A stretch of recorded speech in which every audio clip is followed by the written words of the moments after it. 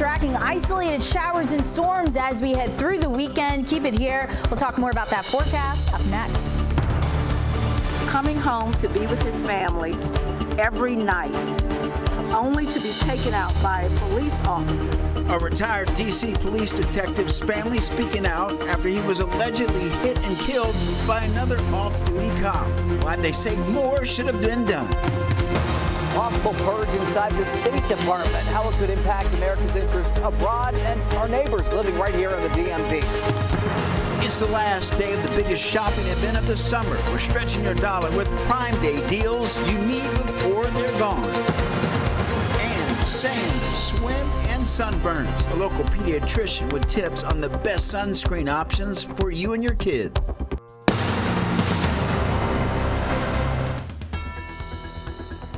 And thank you for joining us for DC News Now at 4. I'm Mark Hall. And I'm Tosin Fakile. Breaking news at this hour. There's been an arrest in the shooting death of a 3-year-old girl in D.C. DC News Now's Max Marcella is joining us live. Max, what can you tell us?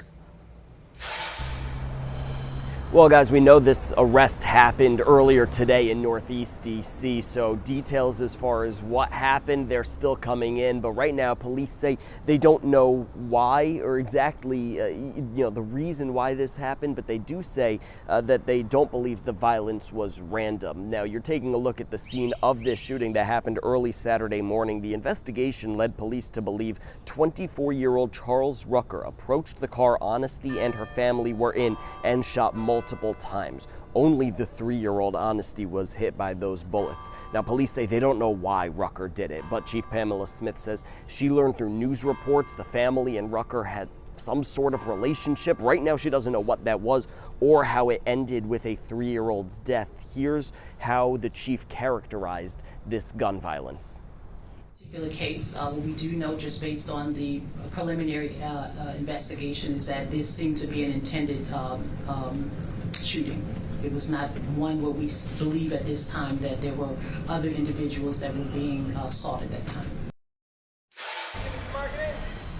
Now, as you just heard, the chief says she doesn't believe anyone else was involved. She also said that they do have video evidence on Rucker, who is facing a first-degree murder charge. We will have more on this investigation and the arrest in the killing of a 3-year-old in Southeast as the newscasts continue here on DC News Now. Reporting live in Northwest Washington, Max Marcella, DC News Now. All right, Max, thank you. Let's head over to meteorologist Brittany Ward with the first look at our forecast. Brittany, as we head into the weekend, some good news, no rain, hopefully more sunshine. I could give you half and half. How about that? This weekend, we are going to be tracking a few storms. The good news is it doesn't look to be a complete washout. We will also see some peaks of sunshine as well. So if you are going to be out and about this weekend, just have the umbrella close by. Radar right now showing you the wider picture. Most of the area seeing those dry conditions at this hour, but we head further off to the north, out towards Allegheny County, even far western Allegheny County, and then Garrett County. We are starting to see a storm begin to bubble up, especially there on 68. So take your time if you are heading out that way. We are starting to see some moderate to heavy downpours out towards the Carlos area, and it looks like this is moving into Frostburg. Mount Savage, it looks like you guys are holding on to some isolated showers and storms as well. So again, take your time if you are heading out the door, especially in those areas closer to the Beltway. Though it looks like we are holding on to mostly dry conditions. We are starting to see some peaks of sunshine, and overall not a bad start to our Friday evening. A live look out towards the Reagan International Airport, not bad. As we take a look at the rest of the temperatures across the region, still holding on to the upper 80s to lower 90s across the area, and overall tonight will once again be a warm and muggy night. So keep it here. We'll have a full breakdown of that weekend forecast, guys, and what to expect coming up. All right, Brittany, we'll check in with you soon. Today, family of a former D.C. police detective, Carlton Herndon, speaking out after he was killed by an off-duty Prince George's County police officer in a crash. It happened Monday along Route 301 in Brandywine, Maryland. That off-duty officer, Anthony Coleman, has been placed on administrative status. Herndon's family says all that was left behind at the scene, the rear of his car, and that a greater level of care should have been taken in this incident. Decency goes a long way in these situations. Frankly, had it not been for our own resourcefulness, we would not have known anything about what happened to him before this tragedy hit the news. Ironic that he was killed by a off-duty police officer. A retired police officer of 28 years killed by a police officer who was sworn to uphold the law. Maryland State Police say they believe alcohol and speed were a factor. Developing now, traffic back to normal in both directions after a crash on the Bay Bridge today. Maryland Transportation Authority says the crash has now been cleared. Earlier this afternoon, all westbound lanes were blocked at one point because of that crash. There's no word yet on what caused the crash or the condition of those involved. Again, all lanes are now open. Well, today, over 1,300 employees with the U.S. State Department are reportedly being fired as part of a sweeping cut. The employees are reportedly losing their jobs, and it's coming to them through email today. Our Ben Dennis, he joined us live outside the State Department. Ben, what do you know at this hour? Well, it is close of business right now, and it will be in the coming hours. But just yesterday, several members of the United States Department of State got those notices that some jobs would be cut. Part of that wide-scale reduction of the federal workforce, meaning, yes, more neighbors of ours in the DMV without a job. Opponents of this move say that it only weakens America's position across the globe. A slash inside the State Department? Staffers got notice Thursday that positions may soon be removed. 1,100 civil servants and 240 foreign service employees may be cut, according to the Washington Post. I think it's a scandal. I think it's being done the wrong way. Ann Bodine says she's a former foreign service employee of 25 years, opting to protest any gutting of employees. In my mind, it's still the most important agency.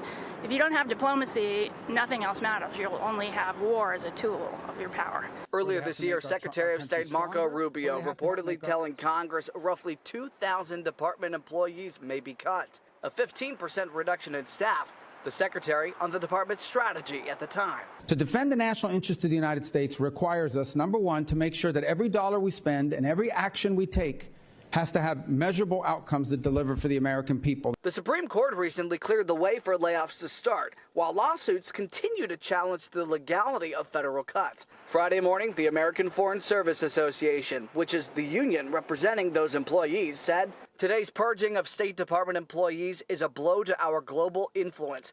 The impact will echo for years. We stand with the workforce and those who know that professional, nonpartisan diplomacy isn't expendable."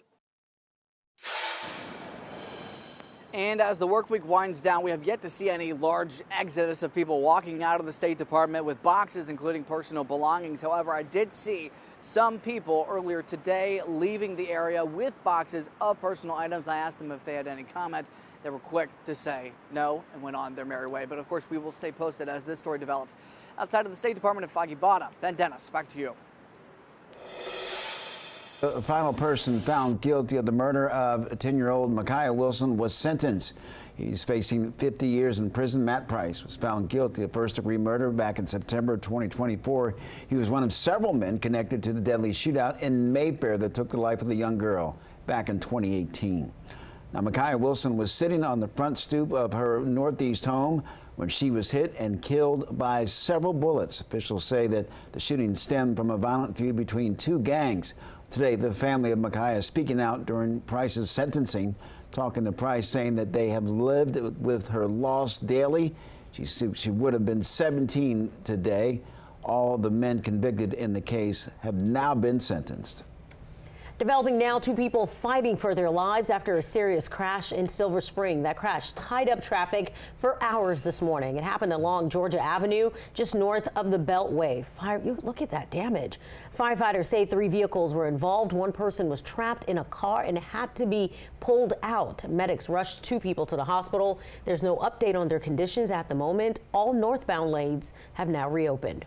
Investigation is underway in Virginia after a woman was hurt while out for a run in Leesburg. It happened around 4:30 yesterday afternoon on the Washington and Old Dominion Trail. Police say the man threw a rock, hitting the woman in the back of her head.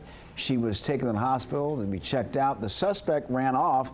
Police are asking anyone who was in the area to come forward if they have any information.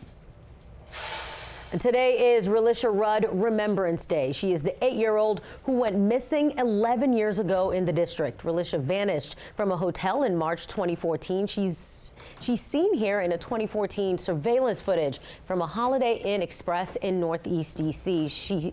The man she was seen with was 51-year-old Khalil Tatum.